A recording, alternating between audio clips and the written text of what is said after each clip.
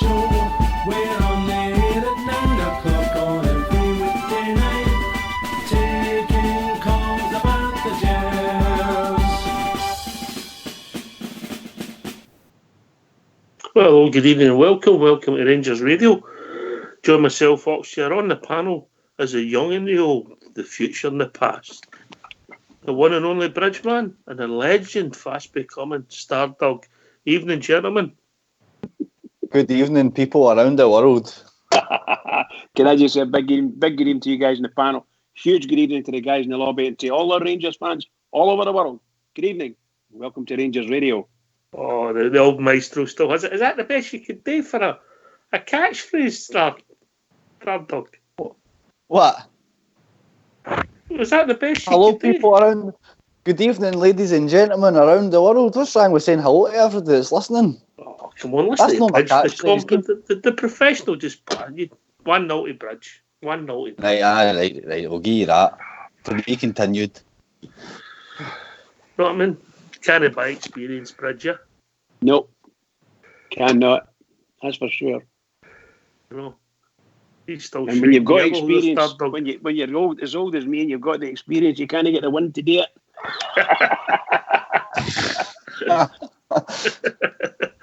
Don't knock it, Stardog. It'll come to you sooner than you think. That's it, mate. That's it, man. I've got a few years to gain on the old bridge, man, yet. There's a Aye. couple of decades between the two of you. Right. Maybe 5 or 6. Probably not quite that many. Come on. Come on. Aye. Have we calmed down? I think I thought about last night's show, Bridge, and I thought we were maybe harsh on the team.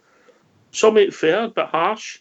But I think it's came for last week. If that 2 weeks ago, it's still there. It's still great. See, if we'd have won 1-0 and then won 3-1 with the exact same performance, we wouldn't have been so tough. Does that make sense? I must agree with you to a certain extent.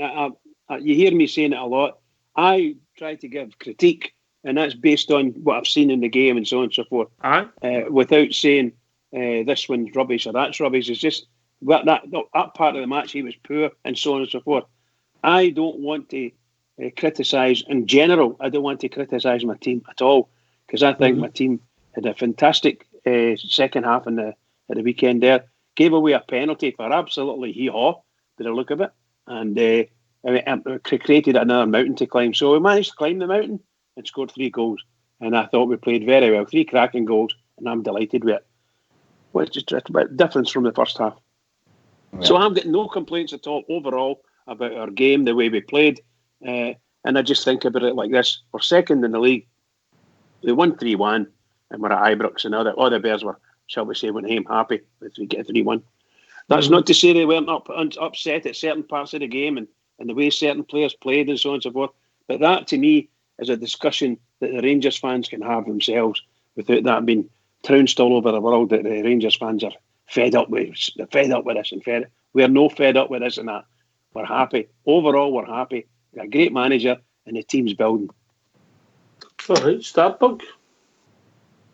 I think what you said is important, Ox. I mean, it was really just getting back to the Old Firm derby. You really want to go and get one back the next day if you can. But obviously we had a long wait for that game, and I think we just expected a bit more than what we got. But looking back on it, mate, I'm just glad we get back to winning ways. Another 3 points on the board, and we just need to keep going at that, mate. It's just difficult, isn't it? We expect so much for this team. We've been undefeated basically to the Old Firm game and things like that, and we kind of get brought back down to earth with a bit of a crash. So just glad to get back to winning ways, mate. We're entitled to criticise the team and things like that, but obviously it's important not to be too harsh on them because they're still winning. So that's the main thing, isn't it? I think that was some of the frustration and some of the performance as well, Stardog, because it wasn't great. Come on, we've got to be honest. No, it wasn't, mate. We mentioned it past couple of shows, mate. The first 60 minutes were just really, really dry. There was no tempo or flair or anything like that to the game. And like I said, after you lose to your rivals like that, mate, you just want to go out and get the best result you possibly can, as clean a result as possible. I was shouting for 5-0 and things like that before the game, so that's kind of what I was expecting for the boys. I didn't get that. I got a wee bit of a scare. I was let down by Ryan Kent getting half injured as well. So But like I said last night on the show, mate, we had a couple of situations where we kind of had to. Well, there was a couple of mental blocks that we had to kind of bounce back for. Obviously, losing Ryan in the 41st minute like that, and then losing the penalty as well. We got ourselves back in the game. We kind of rode our luck a wee bit with the fouls and things like that to get their goal chopped off. But I mean, we went and got our 2 goals, mate. 90 minutes, we were winning 3-1, and we get the 3 points. So that's all that matters to me. Yeah, fair enough. I was just going to say that. How can I say this?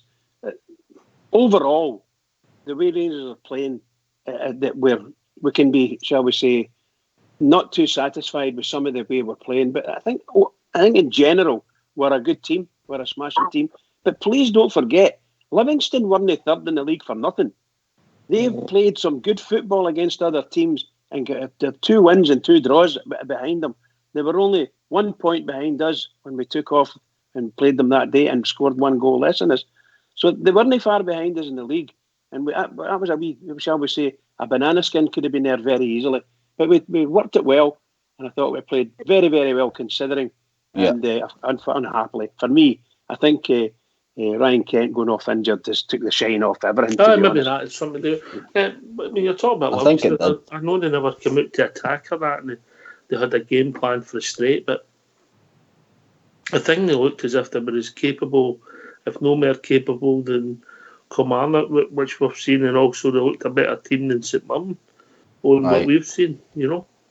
Listen, this time last season, mate, they had a slippery start to the league, and if they brought, is it Gary Holt? If they brought him in, I mean, they lost a lot of players in the summer there as well, and all they lost their captain, obviously Ryan Hardy left them and things like that as well. So they've had to kind of rebuild their squad. But the one thing you always get with that guy is he's always got a well organised team. Livingston have always been a well organised team. I mean, they 10 points off us last year, so they did at their ground as well. So looking at it for the bigger picture, mate, it's important just to keep getting the points on the board. I mean, they will take points off teams. I do expect them to finish maybe 6th this year. I expect Livingston to. Aye, 100%, mate. I think that boy up front, he caused a lot of trouble for us as well. I don't think that'll be the only defence that happens to this year, because he looks as if he's a bit of a bully, that boy up front, but in a good way. He was just putting his body in the right places and things like that. So Gary Holt's always going to bring a well organised team, mate. No Livingston or St Mirren or anything's going to come to Ibrox and think, you know, we're really going to open up and go for it here and take 4 or 5 off Rangers. Just nobody thinks like that. The game plan's always to keep it tight, mate. And I mean, you're sure before even the game started, you had said the plan will be for them to keep it tight and try and go for it at the end. That's what everybody's tactics are going to be. So they had a right good go at it, mate, and it wasn't good enough. So that's a positive that I'm taking for it, that we got over that. We got over a few mental blocks as well in the game and go to 3 points. So I'm starting to see positives for it. I'm starting to see the positives for it. All right, mate. Now that you've calmed down, yeah. Aye, I just think if you were to start going individually, mate, it's different. But as a team, I'm just happy the team get the 3 points. That's what I'm focusing on. Aye. I mean, think about it, Bridge. We've won 3-1. We could have boasted our couple of goals, but we could have scored another half a dozen. So we could have lost 3-1. Can I put my old hat on again? I'm talking many years ago, when we used to look for the first game we looked for when we were playing was what the score was at Parkhead, for instance, and or wherever they were playing. And if you make a comparison between, we played Livingston, who were third in the league, they played Hamilton Accies, who were third bottom in the league. You know what I mean? And they scraped through a 1-0 because they'd scored so early. I don't know whether they took their foot off the brake or whatever they did. I never saw it. But looking at that game, I would imagine that Hamilton would have been a bit, shall we say, upset that they went 87 minutes, and maybe with a wee bit of luck they could have scraped one, like a penalty, which is what they did. That team did to us. Other than the penalty, which gave them a bit of impetus, and there was a few times they were out of a box in the second half, and they got a couple of shots in and a header, a cracking header that came off the bar or the post. So they created a couple of wee things, and then they fell away again and we took over, and it was just wonderful to watch. But I just make that comparison. Who were they playing? Who were we playing? What was the score? Check your TV planner. I'm sure you'll find that game under your favourites. Under my favourites, aye. Right. His favourite Sunday night programme, because that's what he was watching, wasn't he? No, me, pal. I told you. I used to watch that every week, every single week. Mm-hmm. I've not looked at that at all. I've not been on the BBC He at stopped all. watching that and he threw away his blood pressure tablets at the same time. Indeed, I did. Indeed, I did. But Anyway, Livingston will take points. You two. Sorry. Quiet. Dad Dog, I sent you a message. Right, people want to join us. What's the number, Bridge? The number's 0141 356 1972. Where else can you join us, Dad Dog? It's on mute now. They can join us at Skype at rangersradio.online and you'll be brought into the call by Fox or All School Blue. Brilliant, mate, brilliant. We've got a couple of callers in already. We've been joined by Port Ranger, Mark. Port Ranger, how we doing, Mark? Right, boy, even is this any better than I'm on Skype? Turn your volume up a wee bit, mate. And speak. Is that better now? Just don't move and don't breathe and you'll be fine. Right, no bother. We've also been joined by a guy who checks his breathing every morning, and so far so good. JFK, how we doing, JFK? That's a different kind of breathing, JFK. A very professional noise. I'm no kidding when I'm out of breath there. I don't know if you heard all the commotion. I didn't have my mic muted, but I run down the stair with a bit of stramash here. Right, go on. We've got a middle door that leads through into the back garden. Oh, the back garden? Yes, and there was a lot of banging in that, and there was somebody who got spare gun near the back of us. Next thing, there was a helicopter. Somebody's running about the back gardens trying to escape for the coppers. Wonder what the banging was at the door just as you went to put the tune on. So they run down the stairs, so if you heard any commotion... Were you bringing them into your property then? Is that what you're saying? No, I was hoping they would come into the property because they'd get chunky. He's slightly run past his house with the coppers chasing him when he's waved. They went, how are you doing, Jeff? He knows that address to comfy if he wants to me to buy something, so maybe that's what it was. What, a helicopter? A helicopter, I told him to come in the Yoker door, not the Peterson Bart door. Does that depend if you're buying or selling? Depending. Anyway, it's the helicopters up there. A bit of drama, Yeah, a bit of drama, mate. How you all doing, alright? Alright, mate. Cool, pal, cool. Dad Dog and Mark's with us. Right, Jimmy. Dad Dog, Mark. I've been listening to you all there about the game on Saturday and that. So I think we've all got the initial roasting. I think they gave some of the players, you know. And like Stardog, if we went through them all individually, we could chastise a few. But I'm pleased with the result. I said that last night. It's just that I'm disappointed. That the format we've got the last two games, and I don't want to be seen as to take that forward. The win was a good win, and it was 3-1 going on 5 or 6 Oaks here. So it was just critical about the performance of some of the players if we took them individually. And that brings me on to my first question is maybe put two other guys there, and you might do a wee poll in the lobby. What would your best centre back pairing be at Ibrox? What would you think that would be? All right. All the ones we've got. We've got a few centre half experts. I'll go yourself, your good self first, Bridge. I think you're the man for that. As we've got at the moment, what we're saying, we've got 4 centre backs, GFK, yeah. Well, obviously, you've got Edmonds and Hollander as and I'm up with Katic and Golson. So I would say pick your best two, your pairing. But you're saying, can I just try to? Is it who we think is the best two, or who we would like to see playing? Well, whether it's like to see playing are the best two, but for the good of the team, what do you think is the best two centre backs? Well, at present moment, the ones that have got the positions are probably the best two, because the other two they haven't really qualified them yet. So you would need to give them the chances that the other two, that Katic and Golson have had, to allow them to play 10, 20, 30 games. I don't know whether Rangers will do that.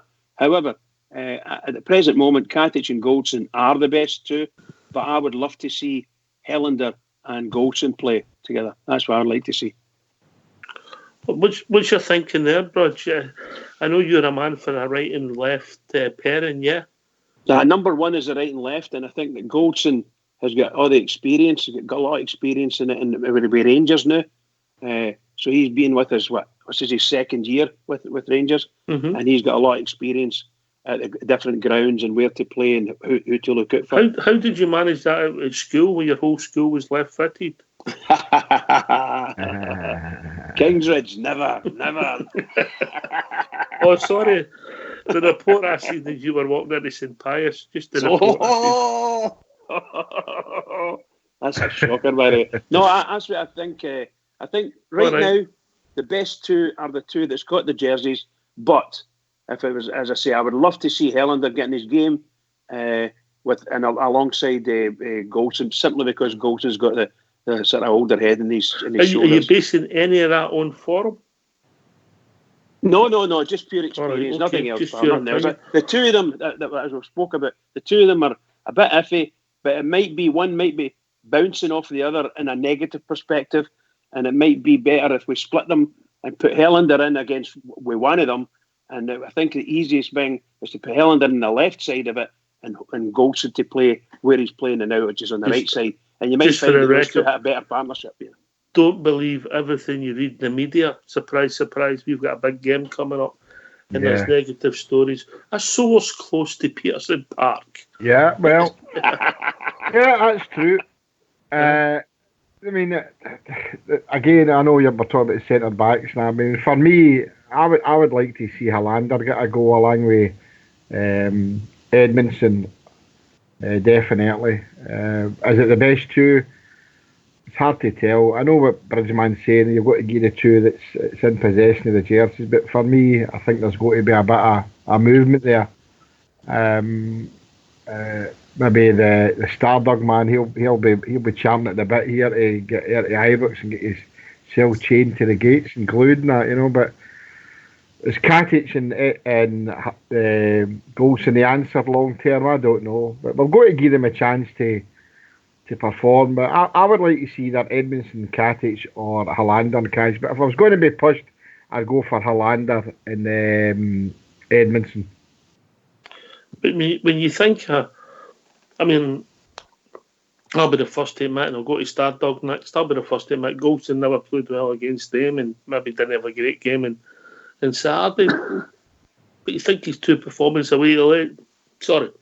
his two performances against Legia, maybe better than anything else we'll play most of the season. So you get mixed messages. All right, Stardog, what's your thoughts, mate? And then we'll go to Mark. I'm torn, mate. My heart's telling me one thing and my head's telling me what's obviously the reality of the situation. My heart's telling me Niko Katic would be my first defender on the sheet. I've made my feelings clear about this. If it doesn't get started on Thursday, I'll be at the gates, and that's all I'm saying on it, and I can assure you that'll be happening. Goldson, mate, if you're going purely on form, he shouldn't play on Thursday.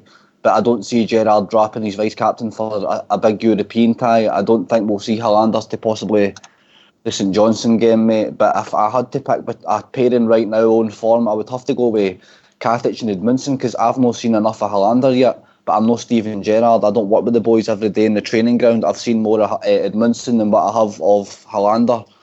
So I would have to go with Edmondson because I've seen more of him. So that would be my centre-back pairing, mate, for the defence on Thursday. But it'll not be that. It'll be Katic and Goldson. There's a new guy we've signed, Edmondson. New guy we've signed, Jorge Edmondson. Jorge. Remember the throat, but Come on, Jorge.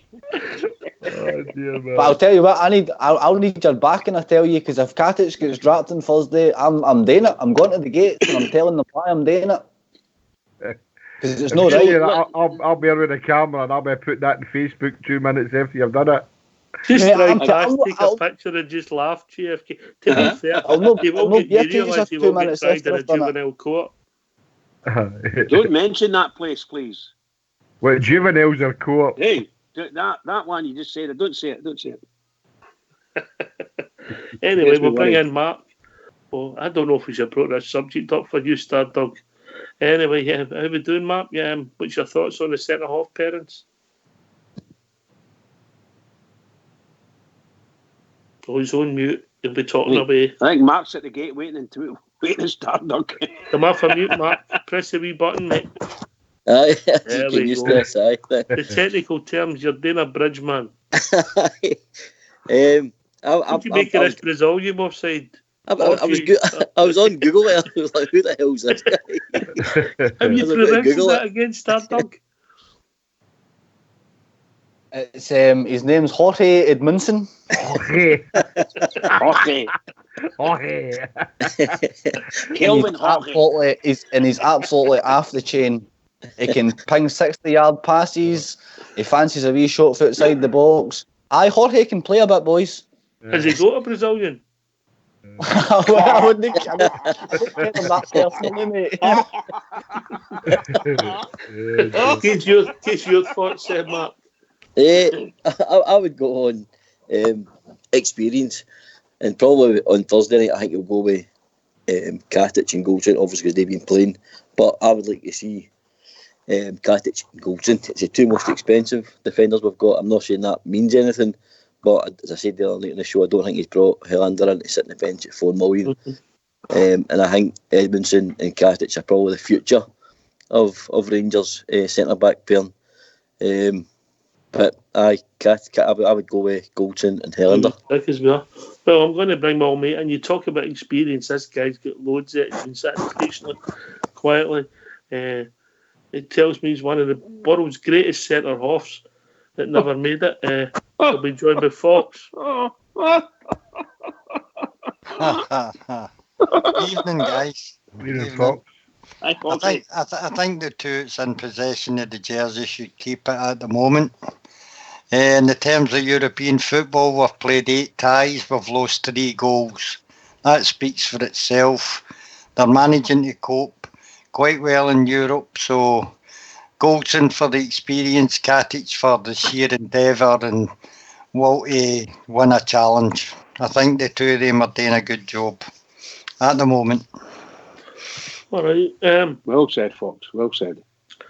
Helander, I mean, the boy, Georgie, Travorog, I'm going to kill you. The boy Georgie Edmundson. Who's George? His name's Jorge.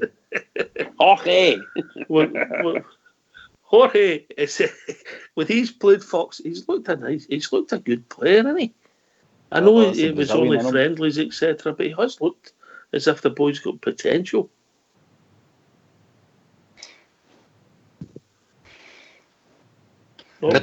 Potential's one thing, Ox, but experience is another. All right, okay, I'll bow to your more experienced wisdom. I mean, I'm no 100% behind Goldson, but he's the most experienced centre back out the present two. Helander we haven't seen enough, but Goldson's experience in organising the defence is probably critical to the way Katic is playing as well. It gives him the freedom to more or less do his own thing. Goldson keeps him in check. And I think they're still at this moment, until things change, they're the best pairing we've got. All right, so we're going to ask the lobby. So we'll have a C for Connor Goldson, K for Nikola Katic, an E for Jorge. a J. Are we going with a J? I think we need to go for an E. What's his surname? Edmundson. Edmundson. And a big Helander, H. So if you pair them, that's C, K, H, and E. Whatever you want to pair out the two of them, and we'll see what the lobby pick is their centre back pairings. It'll be interesting to see that, Mark. Yep. You and Fox agree, the young and the old. Yep. Aye, I know we've not seen enough of Helander at the moment. I'm going on his performances for Sweden. I've seen him a wee bit there. I've seen some of his games, which when he signed, when he played in Italy, and he's a £4 million player. I like to think the manager Mark Allen at the time did their homework on him, and that's why they signed him. As far as I would like to believe, during Steven Gerrard's description of him, he mentioned the fact the guy clears the box. He's a ball winning centre half. He's maybe not the best at playing with the ball, but maybe a good foil for Goldson, because Goldson is a wee bit better at bringing the ball out. But I don't think that's one of Hollander's strengths, ball at his feet. But as far as I know, he's a ball winning centre half. That's the only reason I just want to see the guy. I seen enough at Edmondson as a young player in the games he's played in pre-season and stuff. That boy looks a good player to me as well. I think he could play in other experience. positions, the boy, Edmondson. Aye, we could maybe play in that defensive role. We've done that in the past, haven't we? A proper defensive midfielder. Just get him to sit in front of the two centre halves. I mean, that could work in Europe, especially against a team maybe like Porto, who are right stronger teams in Europe. But we'll see. It's up to Gaffer, but I just can't see him changing it for Thursday. Just on what Fox was saying. Bridgeman, I don't know if you've noticed Skipper's comment in the lobby. What's he saying? It's an absolute belter. What's he say? He says, where is he? Play Hor and Hay. Aye, Hor and Hay, aye. H and H. We don't want to burst Stardug's bubble. But I mean, why you call him Jorge? That's not even his first name. Do you know what his first name is? George? No, it's no. His first name's Samuel. No Oh way. my God! Where did we get that from? His name's Samuel George Allen Edmundson. All right. So what's he called? Wow. He calls himself George after his middle name's George after his grandfather, but So that's what we should call him his then. first Christian name is Samuel.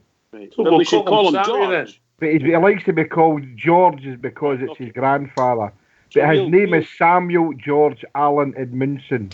Yeah, but based on that, then Stardug's right, because I dare say that's Jorge is Spanish for George. I would imagine. So something like that.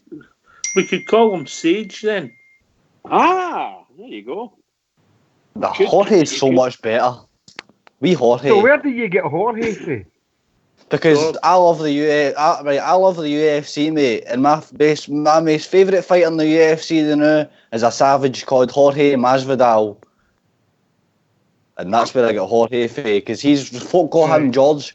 Folk call him George, and he says, "Look, I'm Cuban. My name's Jorge. Don't call me George." So I always call George But is Jorge. his name spelled George? Aye, It's, it's called it's, George. it's spelled George, mate, but they pronounce No, it but the guy Jorge that in you Cuba. like, sorry, the guy you like in the fighting, his name spelled George. Aye, it's spelled What's the one you can fight with J-O-R-G-I-E. that? Do it any way you want, but Call out exactly. But folk call Can I him just George, say and he on always says, "My name's Jorge." And that's where I get it for you guys. So I'm not like taking the mickey out of it. on the centre halves, we've spent quite a tidy bit of money on all four centre halves, to be honest, apart from Edmondson. I think that Katic was something over 2 million. Somebody might correct me. I think that Big Golson was over 3 million, and so was Helander. So we're not been scrimping as far as purchasing centre halves.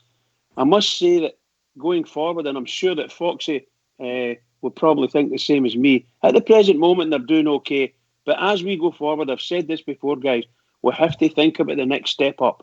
And we need to know if any of these centre-halves can actually take that step up and go with it.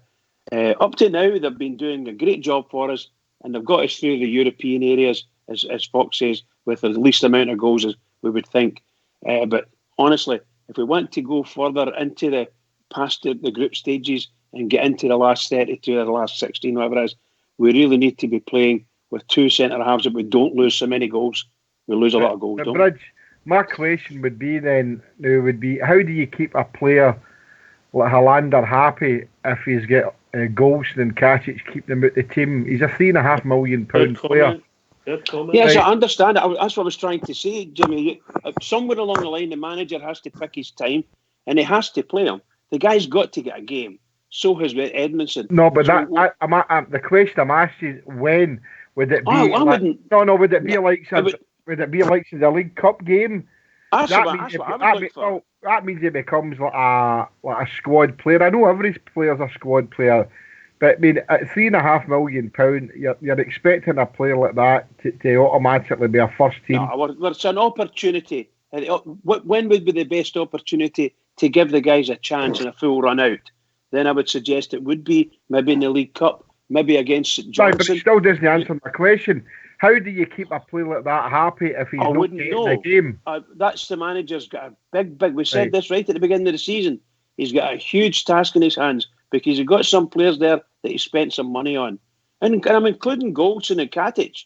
Yeah. You know, I know, 'cause they but were- was it, so do you think maybe the Hollander was a luxury buy then? No, I think we're Hollander crying was out, we're crying out for a left back, and we've all said here many times that we should maybe have went for a third striker. but So is Hollander a luxury? Why did we buy him if we're not going to play him? Whoa. He wanted 2 people for each position, didn't he? That's what the manager stated. So he's got them. However, if he was thinking that Hollander would have came in and done something, which he probably did think that, then it would have been either Katic, probably Katic would have dropped. I would He came suggest. in about 4 to 6 weeks behind everybody in fitness. Correct, so- and Yeah, that's Yeah, a it's standard. very think you'll difficult, see very Hollander difficult. in one of the next Believe 2 you games. me that when we come to, I would suggest that the next league game is St Johnson up there, is it? Yeah. Mhm. I think you'll Sunday. probably see Helander getting his game then. That's when I think it'll be. Well, it might be, the game might be up there, but can you do me a favour, Bridge? Nip out the Ibrox on Sunday and take Stardogs up you. A wee Big Mac or something, Bridge. Well, it's the manager's the manager, and he's done all right up to now.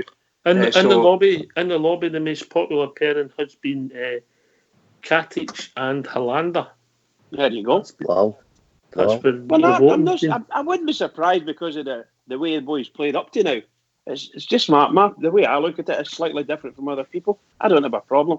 Somewhere along the line, he's going to have to bring Helander in and let him try it and just to spark it, maybe get another spark somewhere. Or maybe even say to Helander, you're coming in, and by the way, you're not as good as the other guy, so you're just going to have to drop it. He's going to have to sit in the bench.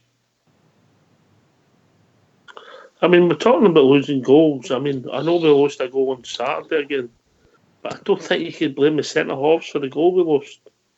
Oh goodness, no! Oh goodness, no! No, not for that. Not for that.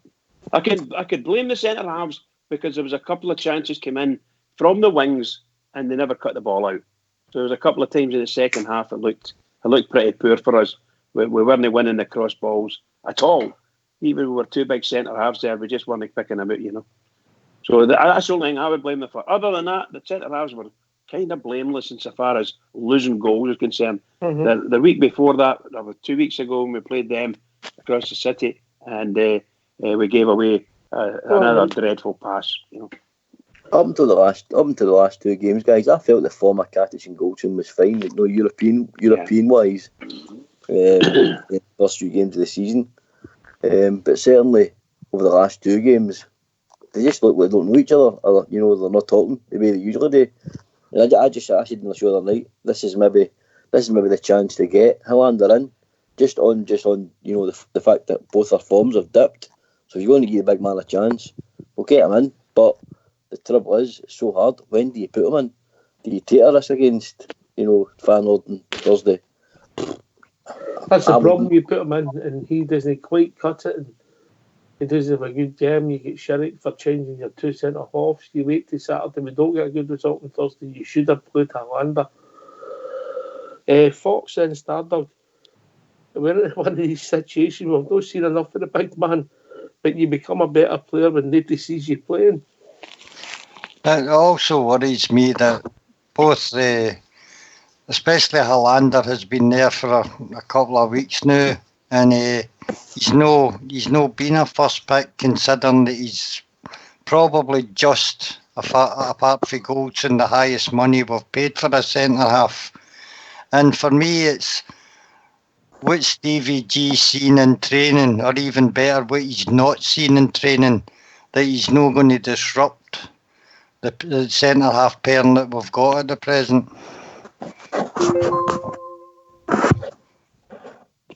Well, all right, we've been joined by caller. Evening, caller. Stevie Fairshire. All right, how we doing, Stevie? How you doing? It's Jorge Fairshire here. Jorge, what are you doing in here, Jorge?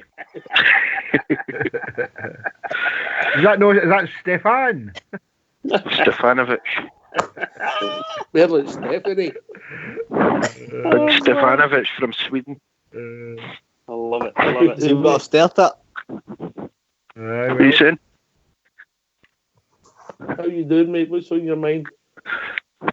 I know bad. I'm just listening to you talking about the centre backs. For me, I'm a bridge. I think it'd be Goldson and Hollander. I know he's made a mistake, but I think for the old firm, a lot. I mean, I listen to this every night. I think a lot of these are flinging him under the bus a bit. It's one mistake, isn't it? Is it one mistake, GFK? It's not so much about the one mistake, Stevie. And I know, I mean, I've been critical because of the puddle drinkers game and that, but where I'm sitting on Saturday, and I just, he looked really lost. Not just him, a lot of players, him and Golson looked really, Katic looked really lost on Saturday.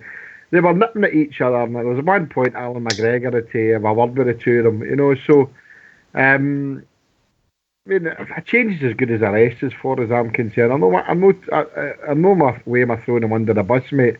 I see where you're coming from. That a lot of people would have said because of the mistake I get the puddle drinkers. But it's not just about that. Fox made a good point. I mean, 8 games, 3 goals is all we've lost with that pair. So that does speak for itself. But my thing is, we've got £3.5 million centre half here. And I know he's missed a few weeks of training and that, but surely it must be up to scratch. We need to see what he's about. Because if he's got a £3.5 million luxury, then that £3.5 million should have been spent elsewhere, like a left back or another striker. So that's my criticism that way. You know, I want to see him played so I can make a better judgment. And if I'm wrong, I'm wrong. I'll put my hands up and say, he's not that as good as we thought he was. Oh, this guy's a star. We need to actually see how he's going to perform. And keeping him happy if he is a player and he's not getting a game, then that's going to be hard long term for us, I would think. So I'd like to see the guy get a chance sooner rather than later, Stevie. I would love him to get a chance, Jimmy. Stevie, I'm not being funny. I would love him to get in because I'm screaming out and been for a while. We're looking for a left hand or a left-footed player in the centre back position that can play on the left.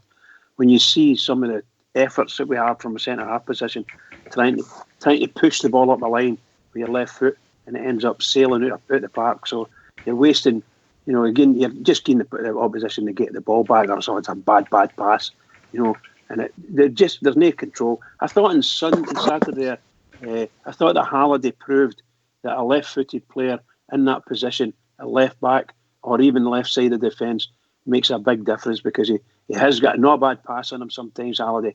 I'm not saying he's the best passer in the world, but the idea that he can just get the ball and he can clear the ball up the park with his best foot, it made a big difference for me. Just to look at him. Bridge, up until the Old Firm game, I didn't think he did much wrong, him alongside Catch, to be honest with you. Who was that? You're speaking Halliday? Goldson. I'm saying up until the Old Firm game. I mean, we're talking about different boys that could come into the team, right? But how do you know they would have been able to handle that French boy in the Old Firm game? You don't know that. It's all hindsight. I think that, remember, they two were playing together for a certain extent last season as well. So they've played against him. They have played against him, and they know what he's like. We know there's he scored a goal, and it turned out it was a really good goal for him. So I'm not trying to take anything away from him there.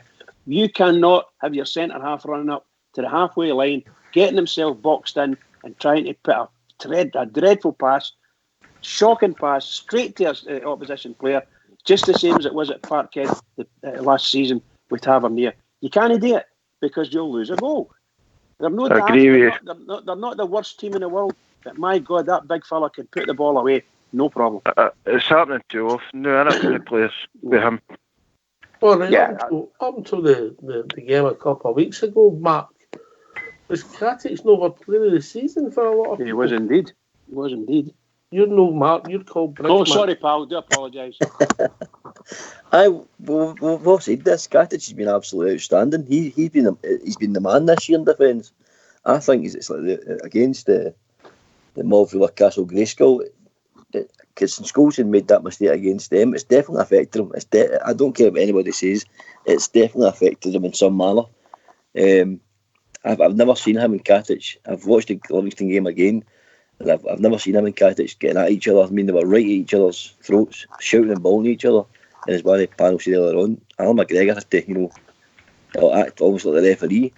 I don't know what's happening in training. I don't know, even with Big Helander, I don't know what's happening with him in training. Surely if he's not doing enough in training to push into a team, is it that as well? Is he not showing up, in training and showing enough desire in training to get into a team, forces you into a team? The guy's international. That's what I'm worried about. I'm just getting peeved off by not getting a game for Rangers. He's got to think about his international career, and you don't want to upset a player that you've paid all that money for. As we've said, is it going to be a waste of £3.5 million to £4 million quid? I don't want it to be a waste. I really don't, because we have got other places in the team that we can spend that money on. That's fair. That is really fair. JFK, you started the ball running. I didn't realise it'd be so emotional upset and back. Aye, well, it's a favourite topic, Stardog and that, so I thought it had to be discussed, and a lot of people get different opinions on it. I mean, as I was asked today, and I know what again, I mean, Ryan Kent comes straight into the Rangers team, but okay, there was injuries there, right, that probably made the manager put Ryan in. But is it going to take an injury one of our centre-backs for Hollander or Edmondson to get a game?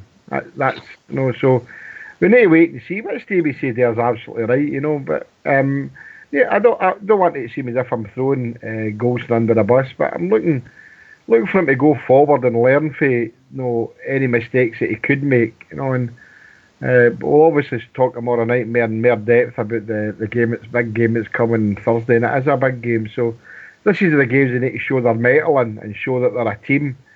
And I'm talking about the back four. I mean, we know the back four has got to be solid more than anything, and hopefully we can take care of them up front. But they need to be at their really best on Thursday. And as I say, we'll probably talk about that tomorrow night, Ox, yeah. Mm-hmm. But it's a good subject. What is our best? And obviously we could do the same in midfield as we go on, as the week's going. What would be our best in there and how would we play it? But it's a lot of interesting thing, mate. A lot of people like to see Highlander in there. So there you go. This is a 2-word answer, JFK, and I'll take it round the panel. Know what you think, what you think that Stevie feels for Thursday night. JFK. I think the two that's in the jersey is Goldson and Katic. All right. Stevie Fairshire. Goldson, Katic. Mark? Goldson, Katic, mate. Bridge? Yeah, Goldson, Katic. I don't know who's doing the title. Can you go on mute, please?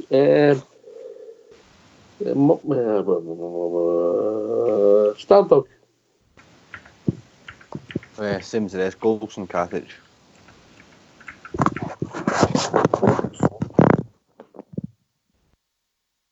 It was me typing to the construction company to free him for the Ibrox gates. Come on, Stevie. Who says we want? Even his missus says, can you keep him over a couple of weeks? Say that again. Sorry, we're buffled there. On you go, Stardog. What I was going to say is, I know you said at the start of the show, mate, don't believe everything you read. I know JFK's read it. I don't know who else has read it, but I'd like to hear everybody's opinions on this. I heard that there's been a rift. I read, that there's been a rift with Goldson and Katic. They've been arguing on training as well as on the field. And it's the headline was that Katic is set to lose it in his place on Thursday because of this rift. Remember, me personally, I know that, mate. Listen, I'll tell you a wee bit of coaching. Know everything you read is true. And lo and behold, we've got a big game coming up and there's a rift in the Rangers camp in the media. Who would put that in, JFK?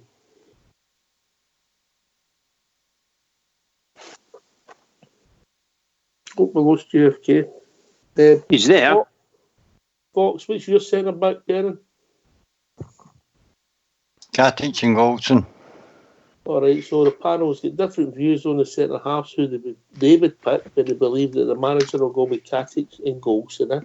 Can I just say the game on Saturday, there was a wee difference at the back. Was Ryan Jack was missing in the midfield to cover the two centre halves, and Andy Halliday had an unfortunately bad game, and Katic was getting pulled out of position to cover for him. I think we've all maybe been a wee bit tonto in the centre backs, and one game they've been no so hot. And I think they've done well all season, and you must take it here the whole season and not just one game.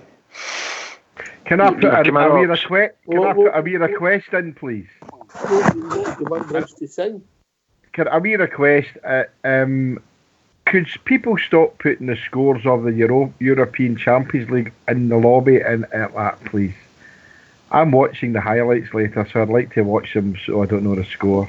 Well, if you don't want to know the score, don't come on here. But don't come in the lobby.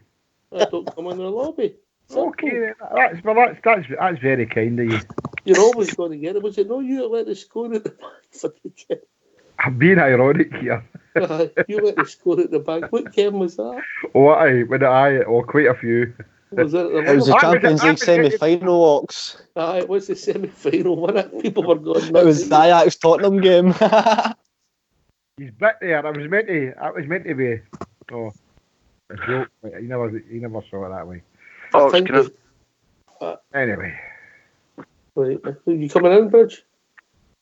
That was me. Oh, sorry, on you go, Stevie. I don't sound like Bridge. I'm 31-year-old, Christ. Bridge is quite fit. Go, Mark, 31-year-old. If that's true what Stardog's saying, which I don't think it is, I'm with you, Ox, I think the only rift I could think it would be is Goldson's more experienced, and I think Katic believes, and he probably is, I think he believes he's better than Goldson. I think that's where the rift might be, if there is one, but I don't believe there is. Stevie, there's also a story that's supposed to be coming into the Daily Rebel tomorrow. We were talking about it before we came on to the show. I mean, may as well put it out there. I'm not saying there was a rift. They're saying there was a rift between Stevie G and Mark Allen. Mark Allen, I've seen it. But they're trying to say that it wasn't his cup of tea to have a sporting director, and he's old school and all that. And so as Ox here say, look, these stories there's a big game coming up on Thursday. There's nothing negative coming out against the puddle drinkers. The Daily Rebel and all them are doing their best to try and let stories know. If Katic and Goldson are having a go at each other on the park, then obviously they're not happy with the way each other's performing. And as I've always said here, anybody that's played football at any level at all, we've all had a go at the guy standing beside you or who you play alongside at any one time playing football. So it happens to us all.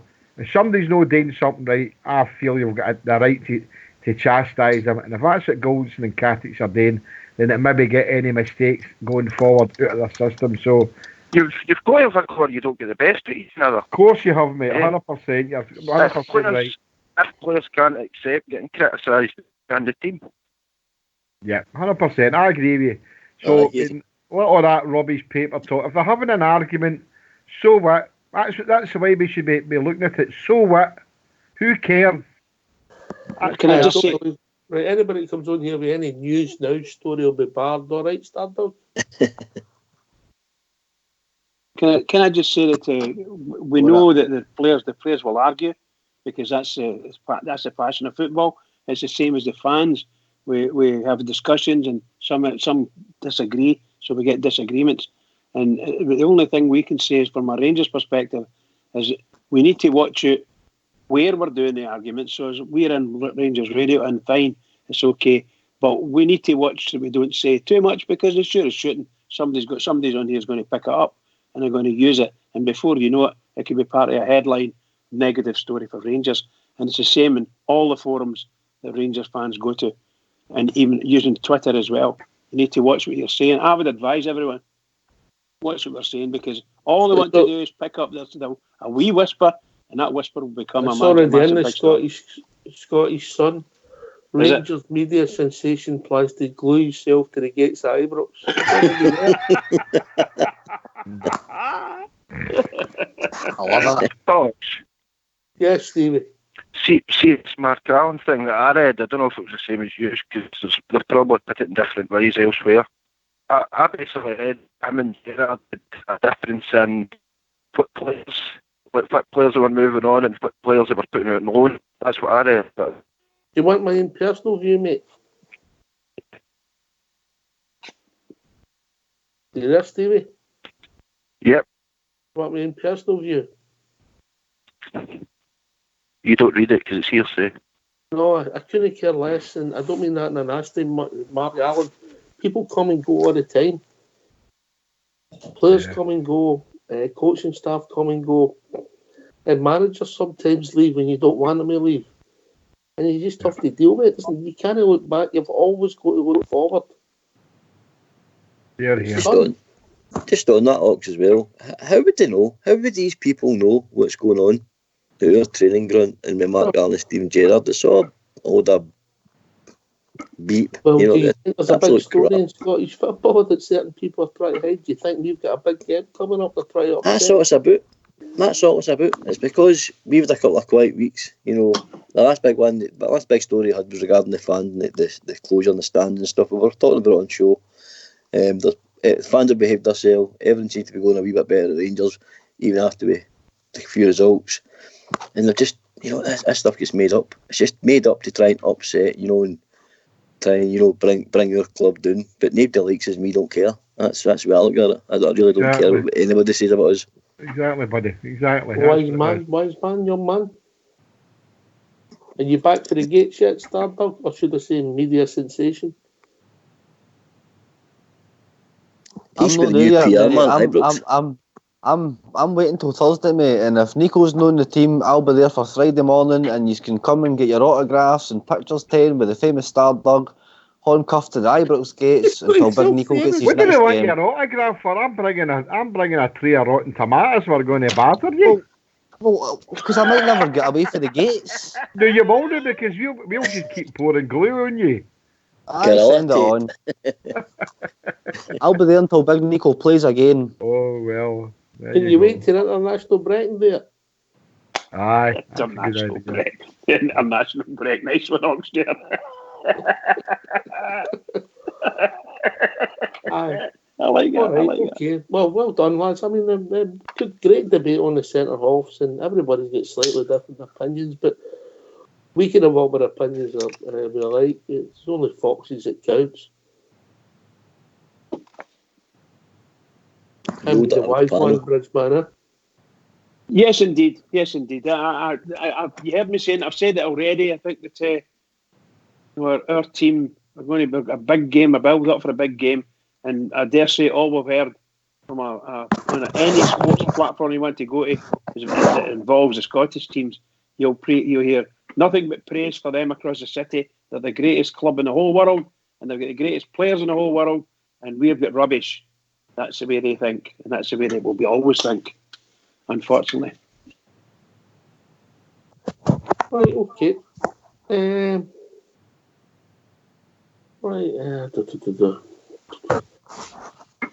Do you think we'll always play with, just quickly, do you think, before we go to the tune, do you think we'll always play with two centre backs? GFK, then Fox can come in.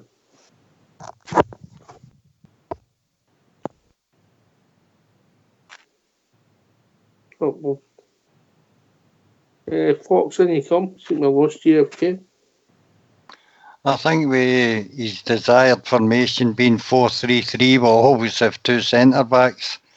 But can he change it? Can he change when things aren't going right? A lot of people would like to see us play with three centre backs with the way that Tav plays so high up the park. And just to shut that back door, as they would say, or Larry Grayson would say. But I don't know. I don't think in his current mood or current way of running the team he's going to change much for four at the back, Ox. All right. Mark, then Stardog.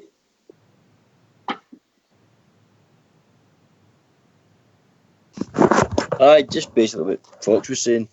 I can't see him changing it, boys. I just cannot see him changing it. It just seems to be Stephen's pretty, Gaffer's pretty adamant on his formation. You know, his back line. Right. It doesn't seem to change much. Cheers, mate. Stardog. Aye, that's 4-3-3's formation, mate. I'm just echo what the two boys said there.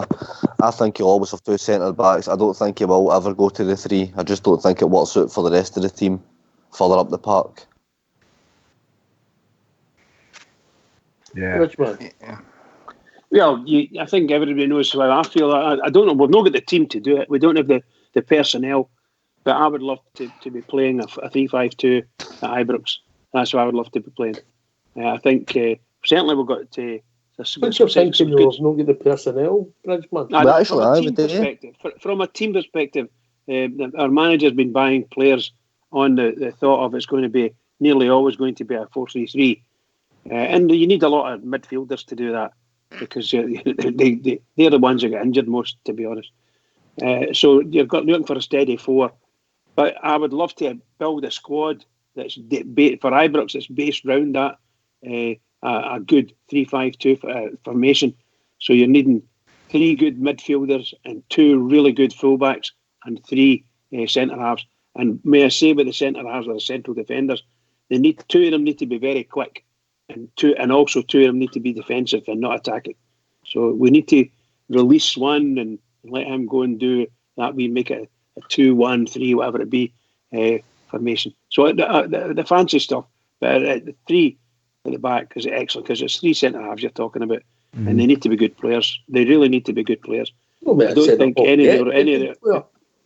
Sorry? I'm not a centre half yet. Was a good player. But all I'm meaning is that the guys that we've got there, I don't think I would trust a 3-5-2 out of that. We haven't seen Helander for a start, so I think that Edmondson could be a good addition. He's only 22 and he's pretty quick, knows what he's doing. So he might be at one. Helander might be good. We don't know because we haven't seen them. And you could, just for saying so, you could say, well, there's your 3 would be Edmondson on the right, Katic in the middle, and Helander on the left as your 3 centre halves for a 3-5-2 formation. But the rest of the team, we just don't have it. You need to go in either through the development and so on and so forth to bring that on. So you get the midfielders and the forward side to cater for it. All right, I think you've been very tough on the rest of the squad. No, I'm not being critical. So please don't take it as a criticism. I'm just being realistic. That's a formation I would like at Ibrox, 3-5-2. But I don't think we've got a full team that would be able to play in a 3-5-2 formation. I don't think so. I'd be delightfully surprised. No, we're going to No worries, mate. Get yourself on mute and you can come right back after Fox drums us a tune.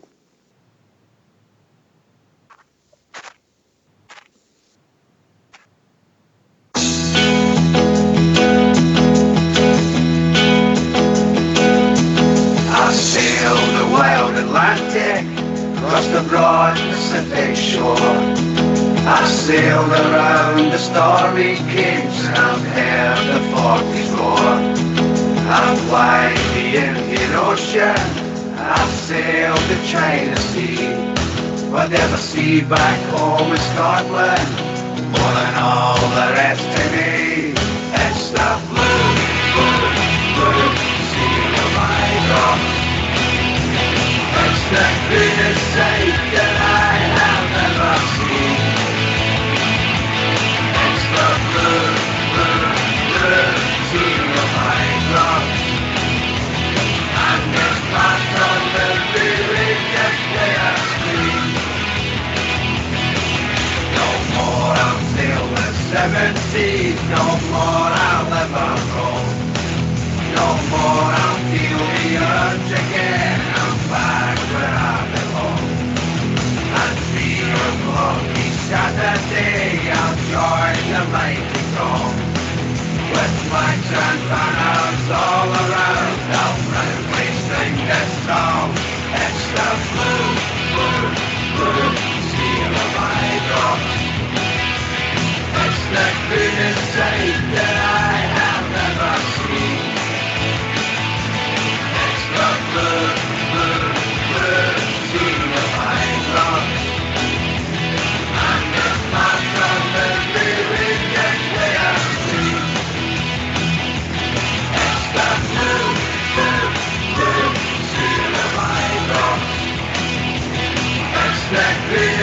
place that I have never seen.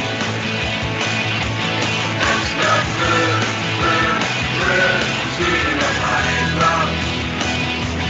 And this part of the spirit that they are true.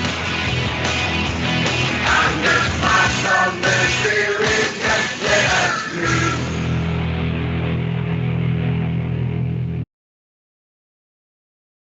Well, thanks for that, Fox Old School Blue. Go back. Yes, indeed, boy. Yes, indeed. It's What was the point you became when we started? Because I mean, they would be your wide players essentially if you're setting up with the 3-5-2 bridge. I know what you were meaning. That Excuse me. Ibrox. Hold on, pal. You're the one that said we have got the players. I'm the one that's saying we don't have the players. We've got good players in our team and our squad, but I don't think we've got a 3-5-2 formation in it. It's a different style of football. I'm saying I think we have got the players there to do it. It's just meaning that it would mean leaving Ryan Kent and things like that. It would just mean the wingers wouldn't play.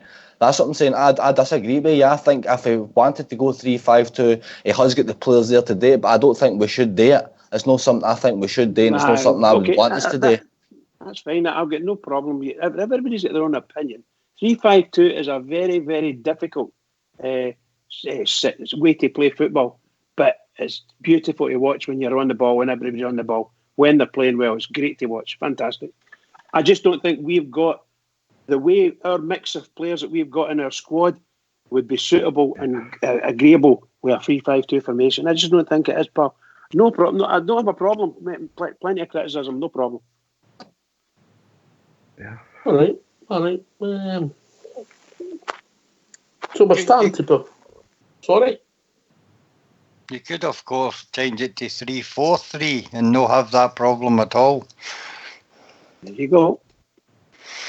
Which is probably what Stardug was meaning, in all probability. You know, that some of the players that we've got there would fit into certain sides. I just think, you know how I feel, Foxy. I've been feeling about it a long time. I just feel that we just don't have that solid formation at the back. We've been doing quite well. Don't get me wrong, we're doing quite well, but there's no fortress. Ibrox won't be a fortress for quite a while, I don't think, unless we can knock heads together and get the guys to play well, particularly the centre halves. They need to play well together. When we go, if we went 3 at the back and other teams only playing a lone striker against us, fans would start to moan that there's 3 players to cover 1 player. So that's what I mean. You know, you've got all of that to think about. You know. So what do you do at Ibrox when everybody's playing this low block? It's a new term that's appeared. Basically, it's a 4-5-1 or a 5-4-1. They all play back. What do we do at Ibrox? that's gone, mate. Well, what do we do at Ibrox, Fox, when teams set up like that? We do what all Mac keeps telling me every night, 2-3-5, the way it used to be in the 1960s, mate. That's what we do. The old W formation. Yes, get in there. Go for it. You back with us, JFK? I had to change my thing there. To come out of Skype and back in again. What happened there? I thought you might have done a helicopter. No, it's long gone, mate. It's just snipers that are out now. Topsy's not that good about. I would like to see us play a 3-5-2. I'll be quite honest with you. It would be great if we could go back to the old, 2 wingers and 2 midfield, inside and outside left. That'd be great. I love to buy off 2-3-5. I loved it like that, but it's never going to happen. But a 3-5-2, could we accommodate it? I think we could. Just supposing 3-5-2, you play it. Would you play Hollander? Well, I'll go for Hollander, Edmondson, and Katic. In the middle, that'd be my 3, and I'd have. I'm not going to try and name a team. There's far too many I would need to leave out. But I still think we'll get personnel there that would probably be able to play a 3-5-2. I would like to see Fred and somebody else up front, 2 strikers, out-and-out strikers. I'd like to see that, definitely. But I think the way Steven Gerrard sets the team, I don't think in his tenure we're going to see his revert for a back four, Oxshire. I think it'll always be a back four. I can't see him even changing it mid-game in any games going forward. So I think we're stuck with it as it stands now. All right, fair comment, mate. Stardog. What about 4-2-3-1, Ox?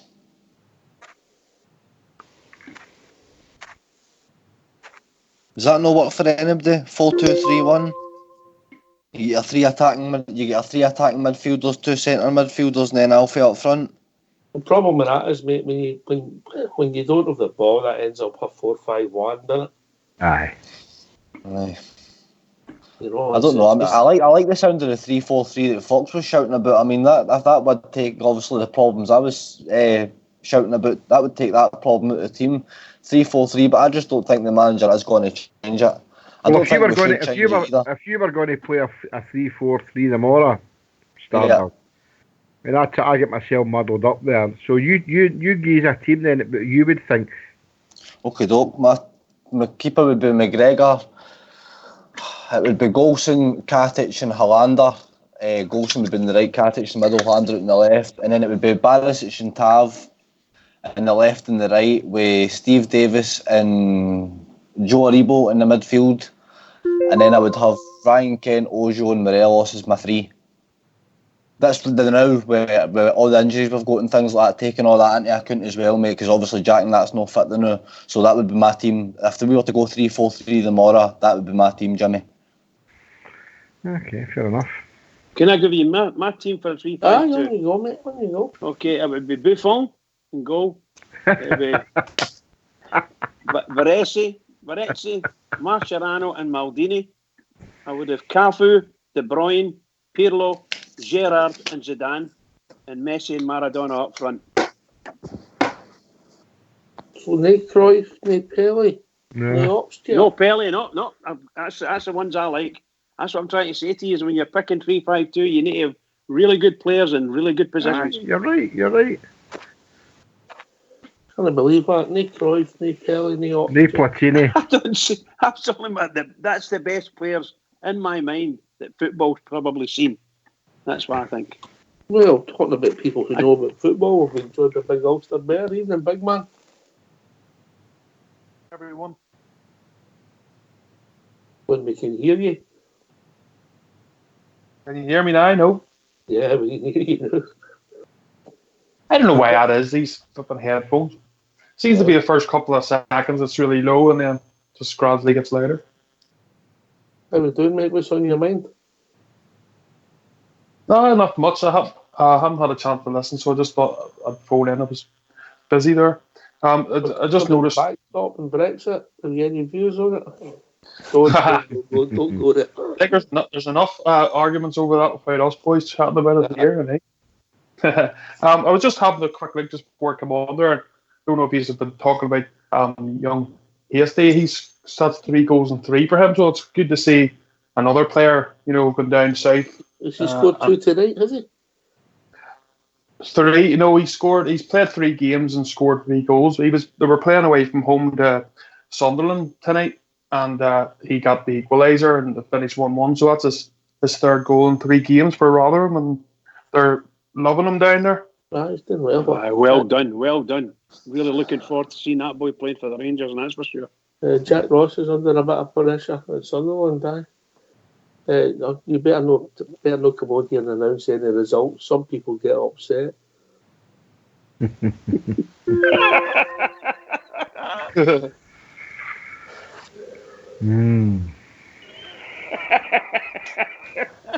Stephen Bridge was saying there about he can't wait to see him back next year. We said that about Greg Dockett, and he's going to fade out the picture very quickly, isn't he?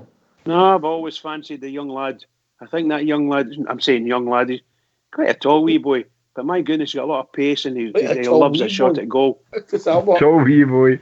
Quite a young, tall wee boy. Young lad. That fat, skinny boy. Did I say that? I don't Aye. think I said fat, skinny, did I? You No, did. I was just making a comparison to No. tall and wee. It's like the same Tall thing, wee innit? boy, a tall wee boy. I can actually picture myself saying that. So my apologies to the young lad. I think he's quite a tall boy, right? When I say wee boy, I mean he's young. Let's put it that way, right? How are He's you very young pronouncing lad. his name? Stardom. Hasty. What's that? I think I really do. I was looking forward to seeing him Oh play no, for the Scottish Ronaldinho day. The Scottish Ronaldinho. Aldinho. The Scottish Ronaldinho. Remember Ronaldinho, Bridge? Ronaldinho, yes. Okay, pal. I missed that bit. Sorry, pal.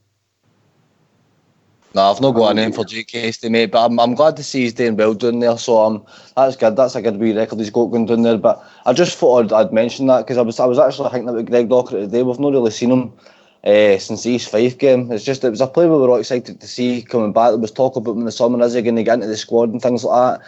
And we all thought I think GFK didn't think he was going to get in the team, but I think we all kind of thought he was going to get maybe a lot more game time than what he's got. But he's just kind of he's like Greg Stewart, mate. He's just faded away into the background just so quickly, isn't he? He's not really got a look in there now. Oxtair, did you see something about Jamie Murphy coming back into the team? I never said it, no. But anyway, we've been joined by a couple of callers. Right. I think we've been joined by Smurf.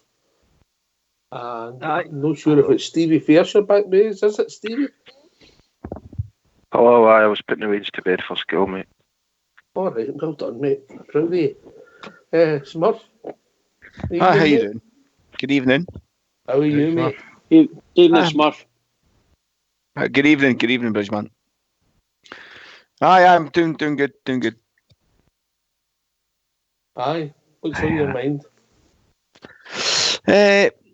I was checking the newspapers online, and I was reading about. He's maybe have spoken about this. Probably he's have earlier. I've just logged in, and it was the sort of Daily Rebel suggested in an article there that